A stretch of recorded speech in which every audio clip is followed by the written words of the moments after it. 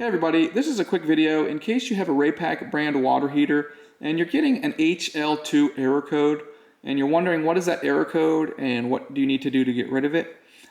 So first of all, the HL2 error code is an overheating error code. The machine will turn off when it gets too hot. If it gets over 135 degrees, it will come up and it will turn off. And so the reason that this might be happening is you might have excessive water temperature in the tube bundle. And once it cools down, the error will go away. But it might be happening because you have a blockage in your tubes or you have low water flow or something like that. And so the water is just staying in there and therefore getting too hot instead of the heat moving through. You also want to check the unitherm governor, and you might need to replace that if that has burned out or is not working properly.